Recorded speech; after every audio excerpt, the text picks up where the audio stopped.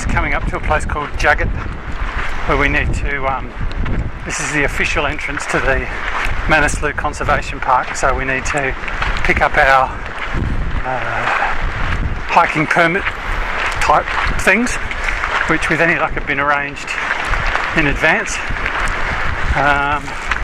The Garmin's cut in and out a few times, so I don't know exactly how far we've gone, but potentially 17 or 18 k's hopefully, and it's taken us about 4 hours, which is pretty good going actually.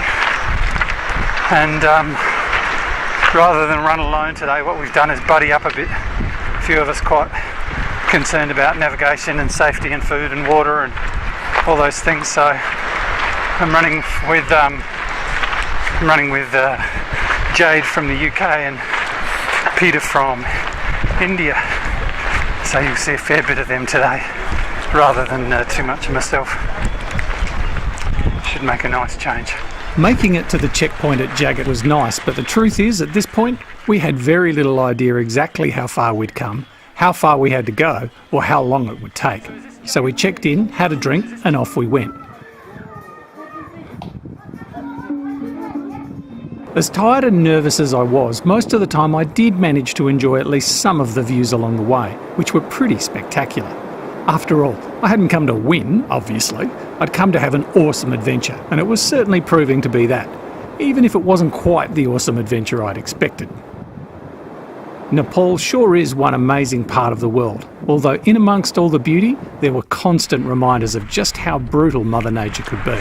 Yesterday when I was running, I made a point of stopping and pointing out where there was a landslide that had stuffed up the road, and what I didn't realise at the time is that was nothing.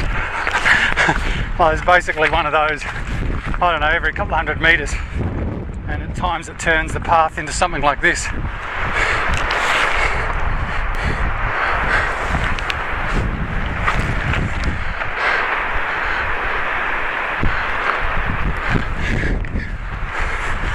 And basically end up walking across a big chunk of, you know, rock and debris. Sometimes it makes the path very narrow with a drop. It's not too bad here because we're down by the river. And just as I come over this ridge, I reckon I can see one of my first glimpses of snow-covered mountains. This must have been a big landslide here because there's a lot of dirt. But let me see. The mountains looked kind of high, so I can't say I was looking all that forward to going over the top of them. But still, we tried to make up some time by breaking into a slow trot whenever we could, which, to be fair, wasn't very often. And of all the unexpected challenges out there on the trails, the last thing we expected to find was a body. I guess Jade was simply too tired to care, but I couldn't go past without using my extensive medical training, which mainly consisted of shaking him and asking if he was okay, to see if he was all right, or even alive. I don't think I can leave him without checking. Hey. Whatever happened, this guy was out big time. But at least he was breathing. He's breathing?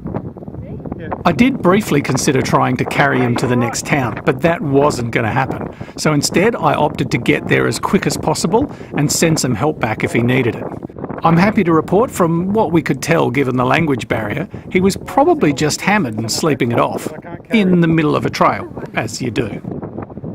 Thankfully, the end of stage 2 and our stop for the night wasn't too much further ahead, and we rolled in before it got dark.